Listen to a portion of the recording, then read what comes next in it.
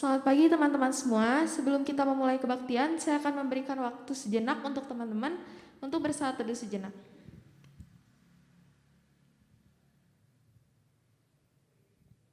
Untuk memulai kebaktian kita hari ini, saya akan mengundang teman-teman semua untuk menyanyikan lagu Bersuka.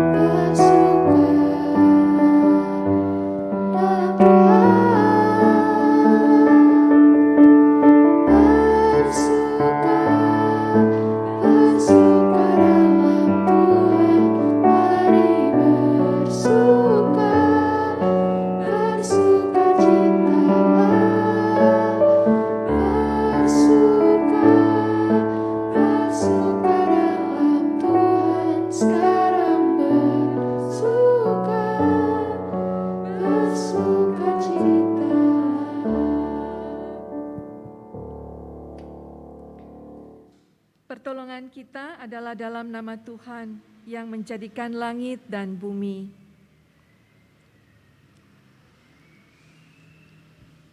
Kasih karunia dan damai sejahtera dari Allah Bapa kita dan dari Tuhan Yesus Kristus menyertai saudara-saudara sekalian. Dan menyertai saudara juga. Teman-teman, untuk tema minggu hari ini adalah keramahan yang menggembalakan. Nantinya tema tersebut akan dibawakan oleh Pendeta Naomi. Nah, sekarang kita akan masuk ke dalam doa pengakuan dosa. Teman-teman bisa mengaku dosa masing-masing, nanti akan saya tutup dalam doa.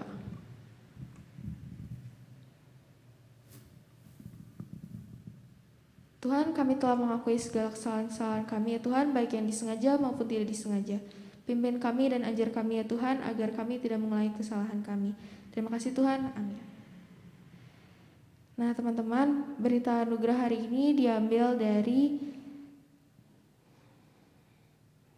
Mazmur Wahyu 11-14 yang bunyinya,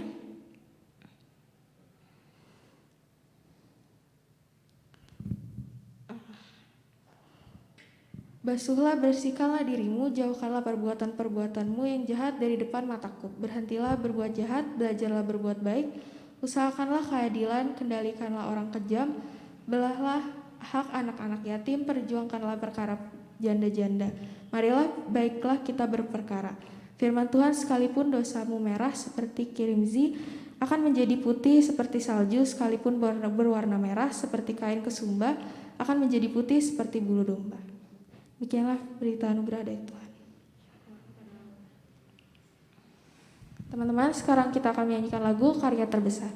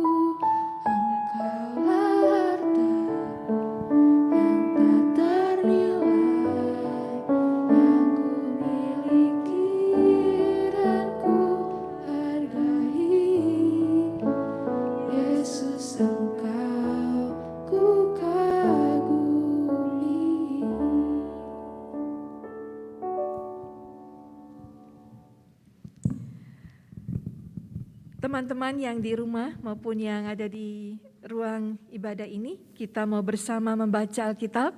Namun sebelumnya mari kita tundukkan kepala dan berdoa.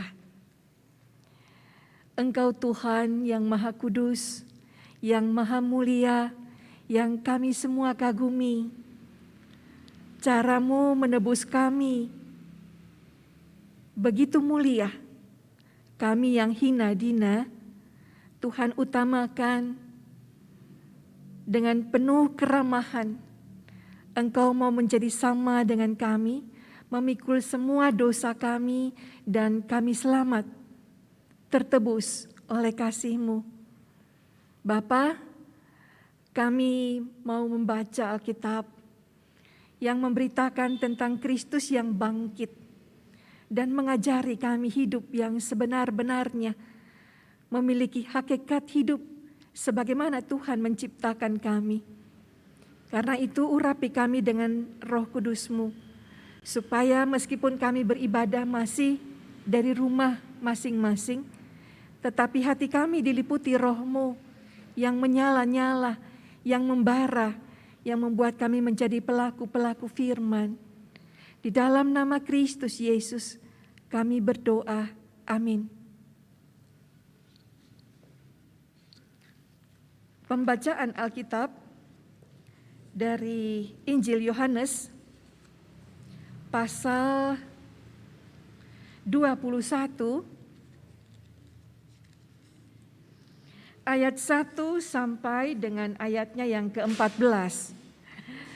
Teman-teman yang ada di rumah maupun yang ada di gereja dapat membuka Alkitab masing-masing dan kita menyimak bacaan ini.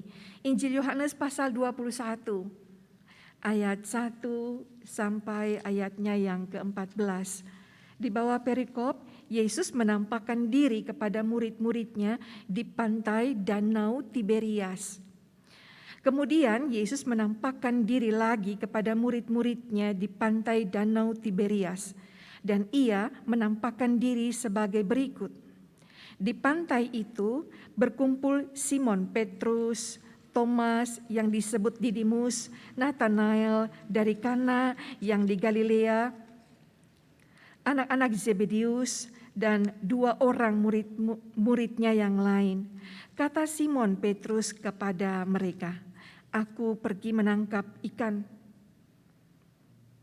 Kata mereka kepadanya, "Kami pergi juga dengan engkau." Mereka berangkat lalu naik ke perahu. Tetapi malam itu mereka tidak menangkap apa-apa. Ketika hari mulai siang, Yesus berdiri di pantai. Akan tetapi murid-murid itu tidak tahu bahwa itu adalah Yesus. Kata Yesus kepada mereka, "Hai anak-anak, adakah kamu mempunyai lauk pauk?" Jawab mereka, "Tidak ada." Maka kata Yesus kepada mereka, "Tebarkanlah jalamu di sebelah kanan perahu, maka akan kamu peroleh." Lalu mereka menebarkannya dan mereka tidak dapat menariknya lagi karena banyaknya ikan. Maka murid yang dikasihi Yesus itu berkata kepada Petrus, "Itu Tuhan." Ketika Petrus mendengar bahwa itu adalah Tuhan, maka ia mengenakan pakaiannya sebab ia tidak berpakaian, lalu terjun ke dalam danau. Murid-murid yang lain datang dengan perahu karena mereka tidak jauh dari darat. Hanya kira-kira 200 hasta saja dan mereka menghela jala yang penuh ikan itu. Ketika mereka tiba di darat, mereka melihat api arang dan di atasnya ikan dan roti. Kata Yesus kepada mereka, "Bawalah beberapa ikan yang baru kamu tangkap itu." Simon Petrus naik ke perahu lalu menghela jala itu ke darat, penuh ikan besar, 153 ekor banyaknya. Dan sungguh pun sebanyak itu jala itu tidak koyak. Kata Yesus kepada mereka, "Marilah dan sarapanlah." Tidak ada di antara murid-murid itu yang berani bertanya kepadanya, "Siapakah engkau?" Sebab mereka tahu bahwa ia adalah Tuhan. Yesus maju ke depan, mengambil roti dan memberikannya kepada mereka. Demikian juga ikan itu. Itulah ketiga kalinya Yesus menampakkan diri kepada murid-muridnya sesudah ia bangkit dari antara orang mati. Demikianlah pembacaan Alkitab. Yang berbahagia adalah setiap kita yang mendengarkan firman Tuhan dan yang melakukannya. Sahabat muda yang ada di rumah maupun yang ada di gereja, pernahkah teman-teman mengalami hal seperti ini? Saya ketika masih kecil, kalau sudah asik bermain, lalu lupa melakukan, misalnya mandi atau tidur siang, mama saya akan mengatakan begini, "Mama hitungnya sampai 3. Kalau kamu belum juga berhenti bermain, awas." Lalu mama saya suka bilang gini, 1, masih asik. 2, saya mulai berpikir, cepat-cepat ambil keputusan, mau lanjutin, terima risiko atau berhenti. Ya, lalu segera memutuskan. Sebab angka 3 itu angka paling bahaya. Mainan saya bisa diambil. Bisa-bisa 2 minggu baru ketemu lagi dengan mainan itu. Maka saya akan memakai cara itu untuk diam, lalu cepat-cepat berhenti. Ya, teman-teman, dalam Alkitab angka 3 itu merupakan angka terakhir, angka final. Karena itu di Alkitab ada beberapa kali ya. Contohnya Yesus mengucapkan doa yang sama 3 kali di dalam Taman Getsemani. Tuhan Yesus bangkit pada hari yang ketiga. Petrus menyangkal Yesus 3 kali pengkhianatannya. Sempurna. Angka 3 itu batas toleransi yang sudah habis. Jadi kalau Yesus mau pakai, mestinya dia akan mengatakan kepada Simon Petrus, tiada maaf bagimu. Sebab sudah 3 kali dia menyangkali Yesus. Teman-teman, baik yang ada di gereja maupun yang ada di rumah. Setelah peristiwa penyangkalan itu, Petrus itu berpikir habis kariernya. Sebab akibat dia menyangkali Yesus itu, dia lihat bagaimana Yesus menderita dan mati di atas kayu salib. Kalau menyangkal 1 kali, di SP kan ya, surat peringatan. Kedua kali bisa disuruh dapat denda gitu ya, ada cutinya. Ketiga kali dipecat kan. Bagi Petrus pengalaman itu menyangkali Yesus sudah habis kariernya. Jadi tidak ada lagi cerita Petrus si batu karang, enggak ada lagi tuh cerita. Petrus si penjala orang sudah habis. Karena itu dia pulang ke Galilea. Jarak Yerusalem ke Galilea itu 121 km. Pulang kampung dia. Karena dia berpikir, sudahlah, orang di sana di Yerusalem sedang riuh rendah dengan cerita Yesus bangkit. Dia berpikir mau bangkit tidak bangkit enggak jadi soal. Aku ini sudah bukan siapa-siapa lagi. Udah habis, udah zero karierku itu. Ya, karena itu kita lihat di kisah selanjutnya, dia bilang sama teman-temannya, aku nelayan aja lah, aku jadi nelayan mancing ikan lagi. Dan teman-temannya setuju, mengatakan, iya aku ikutlah dengan kamu.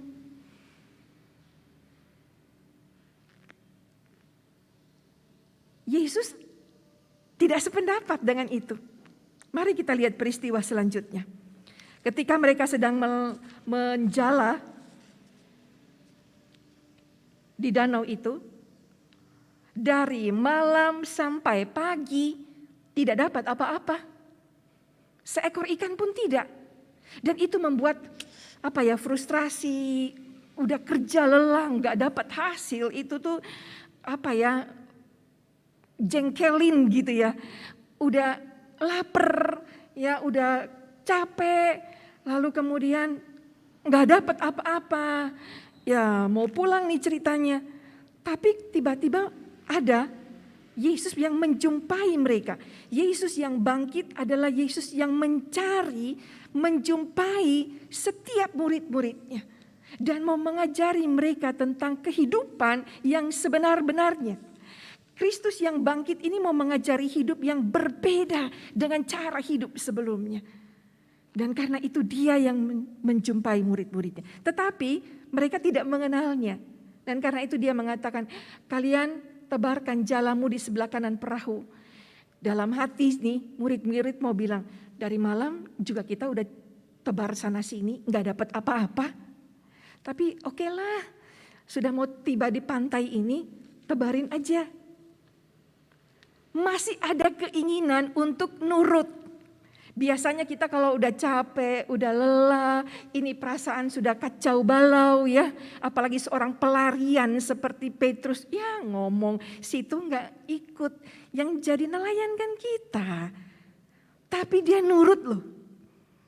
Meskipun capek, meskipun kecewa, meskipun lelah, ikut aja lah, tebarkan. Dan ketika diangkat, itu penuh jalannya dengan ikan. Teman-teman, pemuda remaja yang dikasihi oleh Tuhan Yesus Kristus. Ini sebuah hati yang kita yang kendalikan. Hidup kita yang kendalikan, bukan? Betapapun marahnya, kita harus belajar untuk mengendalikan diri. Kecewanya betapapun banyaknya, kita belajar untuk mengendalikan diri. Putus asanya Petrus yang mencap dirinya sebagai seorang pengkhianat dan semua orang tahu itu. Tapi dia mau mencoba untuk terus bertahan pada apa yang Tuhan yang dia lihat itu dia perlu lakukan. Dan setelah berhasil, lalu dia bilang, itu Yesus itu. Karena cuma Yesus yang bisa melakukan perkara-perkara seperti ini.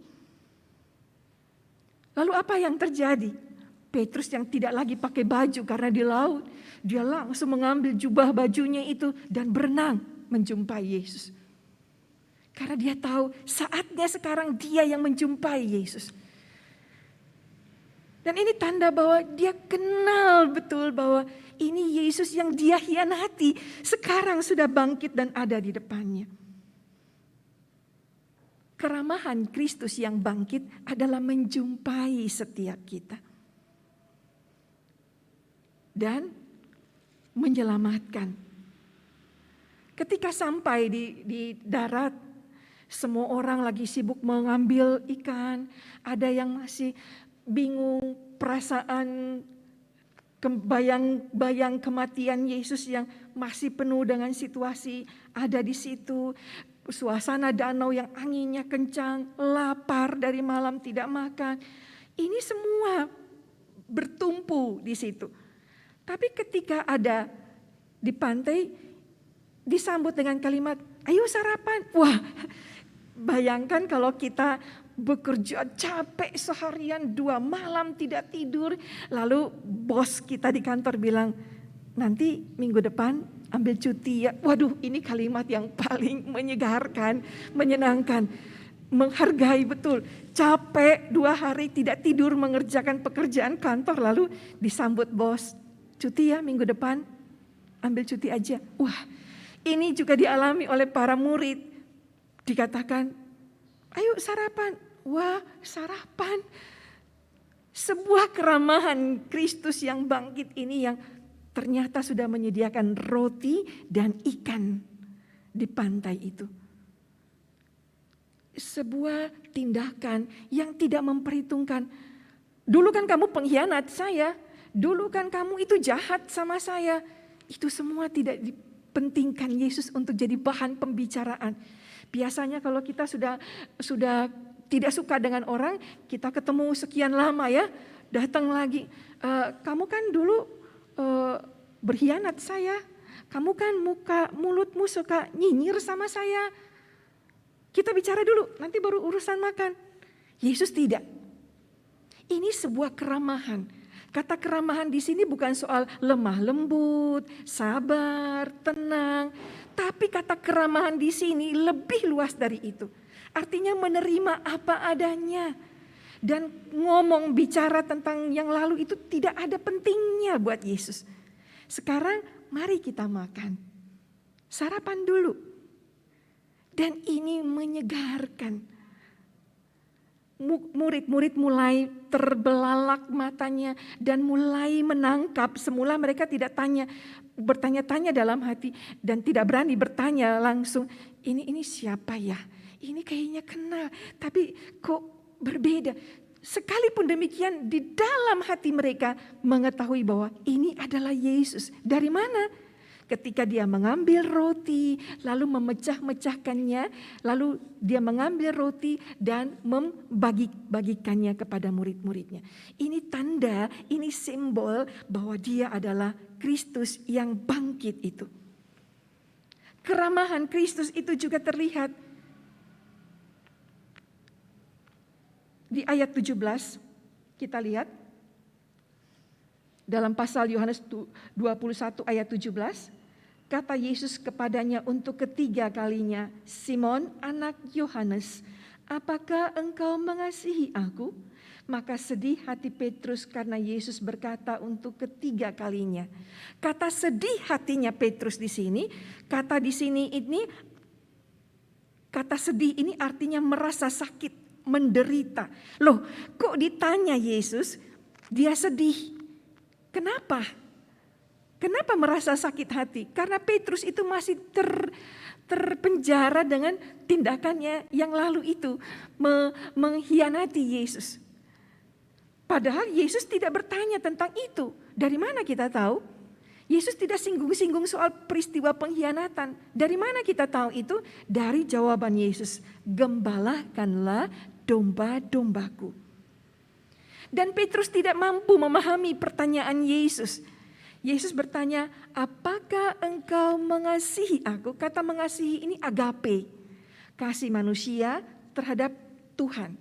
Simon Petrus, apakah engkau mengasihi aku? Agape aku. Lalu dia bilang apa? Jawab Simon Petrus, aku pilia engkau Yesus. Kata pilia ini adalah kasih antara sesama, sahabat. Mengapa Petrus bisa jawab begitu berbeda? Karena bagi dia, saya enggak layak mengasihi Tuhan dengan kasih Tuhan. Saya enggak sanggup. Tuhan udah enggak nyinggung-nyinggung lagi deh. Kan Tuhan sudah tahu kemarin saya yang berkhianat. Tapi Tuhan tidak mau memakai kata itu lagi untuk yang ketiga kali. Tuhan ikut apa yang dimaksudkan oleh Petrus. Apakah engkau pilih aku, Simon Petrus? Dan Simon Petrus bilang, Tuhan engkau tahu aku. Engkau kenal betul aku. Aku mengasihi engkau. Aku pilih engkau. Dan sama seperti yang jawaban pertama, gembalakanlah domba-dombaku. Kata gembalakan, nah apa sih artinya kata gembala? Gembala dalam bahasa Ibrani itu ra'ah. Ra'ah itu artinya adalah orang yang merawat kawanan yang digembalakannya. Merawat. Kata ra'ah atau gembalakanlah artinya orang yang memberi makan. Jangan sampai yang di kawanan dombakan itu tidak dapat makanan, kelaparan. Berilah minum. Jangan sampai dia tidak dapat minuman. Makanan dan minuman itu penting ternyata. Gembalakanlah artinya menjadi gembala itu menjadi sahabat dari yang kamu gembalakan itu. Dan yang keempat artinya adalah memerintahlah mereka. Tapi memerintah sebagai sahabat, memerintah sebagai gembala yang memberi makan dan minum. Nah ini perhatian buat kita nih para gembala. Gembala bukan hanya pendeta ya. Ibu rumah tangga, anggota jemaat, umat percaya, kita itu adalah gembala. Karena Kristus adalah gembala dan dia mengutus kita menjadi gembala. Di rumah, di masyarakat, di sekolah, di kampus, dimanapun. Hadir sebagai gembala, beri makan, beri minum bagi mereka yang tidak memiliki itu. Jadi sahabat, Kadangkala dalam rasa frustrasi, merasa diri orang yang paling jahat, paling brengsek di dunia ini, ada punya teman-teman yang jadi gembala. Jangan begitu. Hentikan caramu menghukum dirimu. Ayo kita jalanin hidup. Semua orang bisa salah, tapi Tuhan mengampuni. Mari kita jalan lagi bersama-sama. Mari kita melayani lagi bersama-sama. Itu yang Tuhan inginkan dalam hidup kita. Tuhan ingin kita menjadi gembala. Teman-teman yang dikasihi oleh Tuhan Yesus Kristus. Mari di dalam kehidupan kita setiap hari. Kita masih dalam suasana pandemi ya.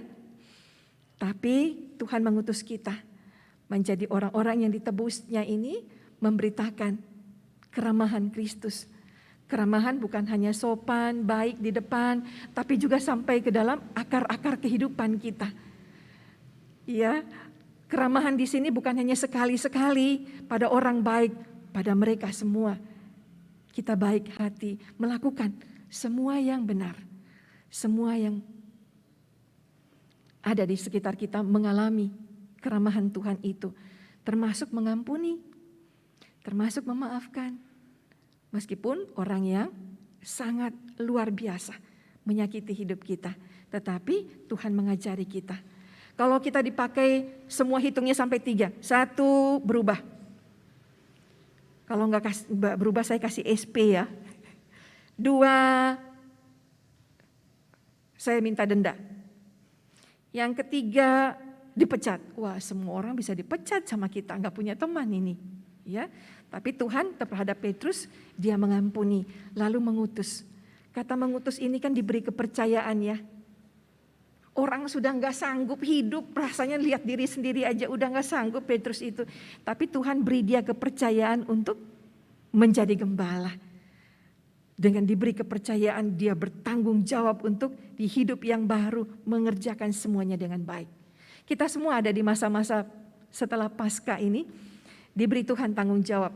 Jadi PNK tadi, jadi organis, bagian AUFI, kita semua di tengah masyarakat di rumah adalah orang-orang yang diberi kesempatan Tuhan, dipercayakan Tuhan supaya kita bertanggung jawab di hidup ini melakukan semua pelayanan kita dengan penuh sukacita. Amin.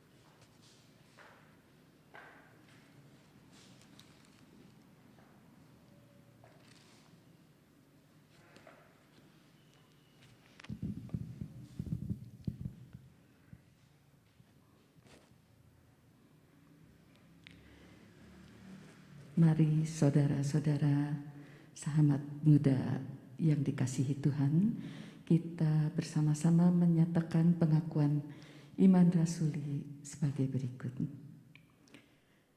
Aku percaya kepada Allah, Bapa yang Maha Kuasa, Halik langit dan bumi, dan kepada Yesus Kristus, anaknya yang tunggal, Tuhan kita, yang dikandung dari Roh Kudus, lahir dari anak darah Maria, yang menderita sengsara di bawah pemerintahan Pontius Pilatus, pada hari yang ketiga bangkit,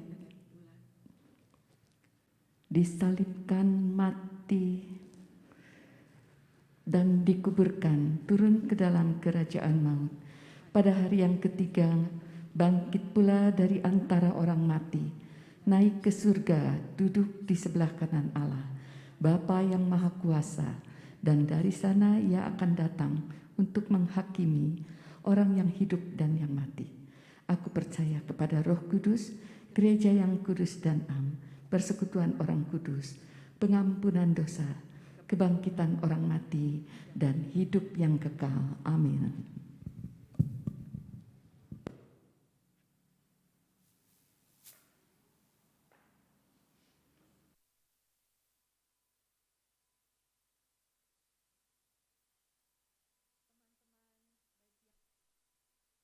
Dengan kebaktian ini maupun yang di rumah, kita bersama tundukkan kepala dan kita menaikkan doa syafaat. Pokok-pokok doa kita berdoa untuk teman-teman yang sudah menyelesaikan ujian kelas 3 SMA dan mereka tengah berlibur atau mempersiapkan diri untuk ujian masuk perguruan tinggi. Kita doakan mereka tetap semangat mengikuti semua proses yang berjalan. Begitu juga kita doakan untuk teman-teman kita yang kelas 2 SMA atau kelas 1 yang juga tengah menyiapkan diri untuk ujian-ujian sekolahnya, tugas-tugas sekolahnya. Juga untuk teman-teman yang tengah menyelesaikan tugas akhir di perguruan tinggi, skripsi ataupun tesis, supaya mereka semua dapat mengerjakannya. Teman-teman yang sudah lulus dan ingin bekerja, kita juga doakan mereka memiliki kesempatan untuk bisa meraih waktu-waktu yang di depan ini untuk bekerja dengan baik. Mari kita tundukkan kepala dan kita berdoa. Allah yang maha baik, terima kasih. Di dalam Engkau kami diterima, ditebus, diselamatkan. Kesalahan, keburukan kami lebih banyak dari apa yang kami baca hari ini. Lebih berlipat-lipat kali daripada penyangkalan yang dilakukan Petrus. Dan kami percaya Tuhan mengampuni kesalahan kami. Tuhan mengampuni kami. Dan Tuhan menolong kami untuk melihat ke depan hidup yang baru yang Tuhan berikan. Bapa Surgawi, kami berdoa. Hari-hari kami ke depan hidup dalam penebusan.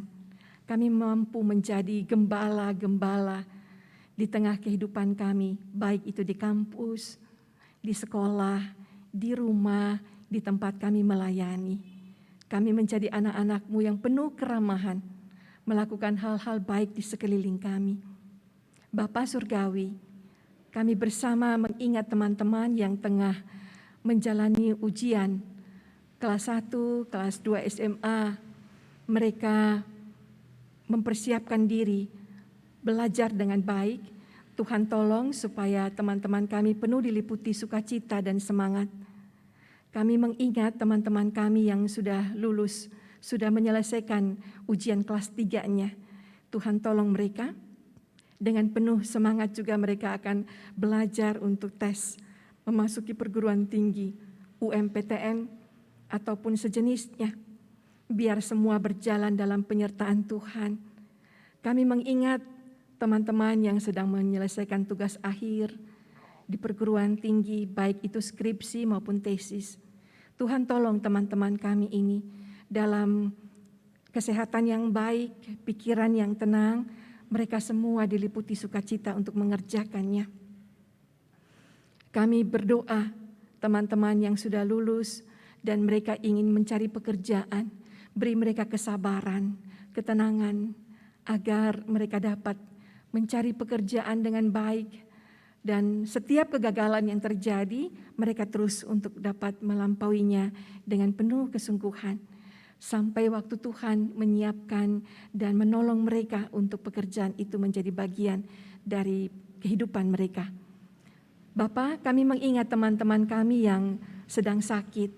Beri semangat, beri pemulihan atas kehidupan teman-teman kami ini.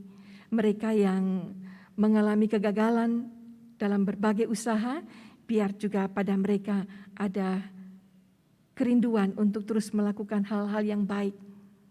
Kami bersama berdoa untuk orang tua kami, mereka yang sakit, mereka yang mengalami berbagai hal yang tidak menyenangkan di situasi pandemi ini. Kami minta Tuhan yang menolong, memulihkan, dan menyehatkan kembali.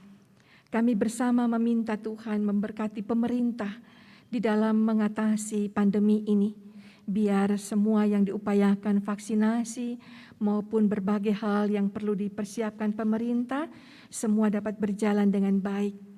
Kami meminta Tuhan menolong teman-teman, saudara-saudara kami yang beragama Muslim akan memasuki masa-masa akhir bulan Ramadan dan mereka merayakan Idul Fitri.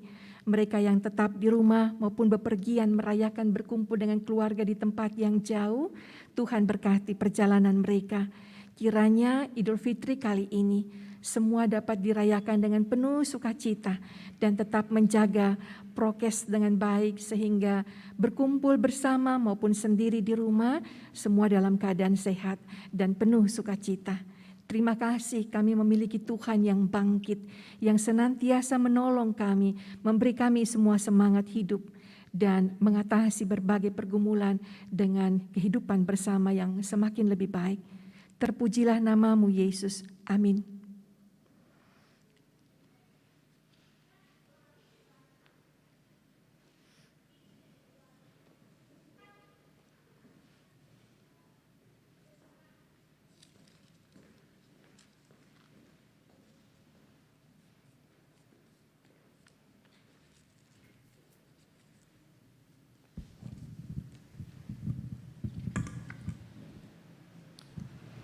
Teman-teman, sekarang kita akan masuk ke persembahan. Untuk teman-teman bisa memberikan persembahan lewat scan di barcode yang ada dan juga transfer ke rekening GKI Taman Cibunut.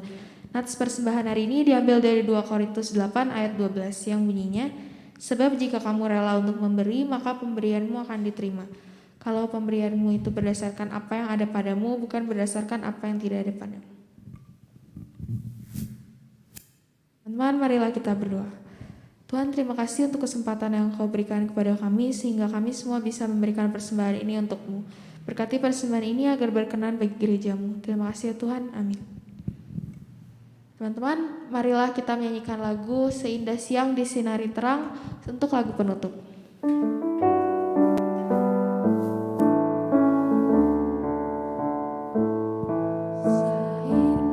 Seindah siang disinari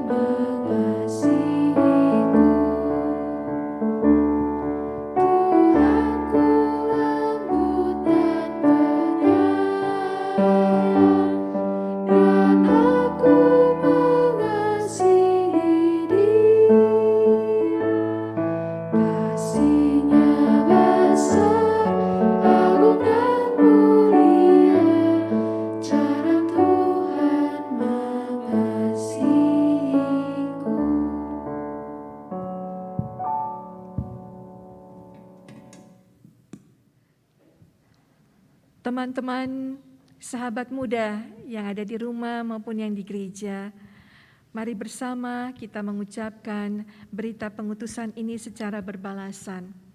Arahkanlah hatimu kepada Tuhan. Jadilah saksi Kristus. Syukur kepada Allah. Terpujilah Tuhan. Kini dan selama-lamanya. Kini terimalah berkat-Nya. Tuhan penjagamu, Tuhanlah naunganmu di sebelah tangan kananmu.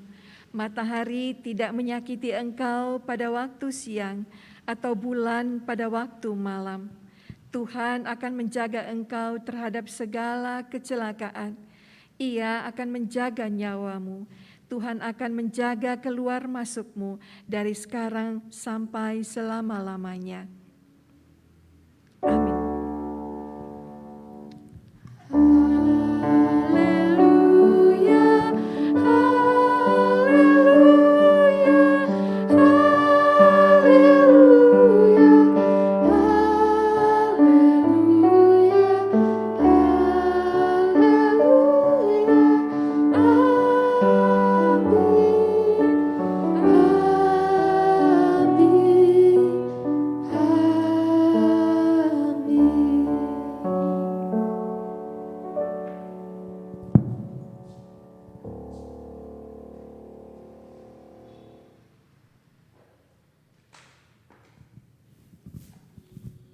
Teman-teman dipersilakan untuk saat teduh sejenak.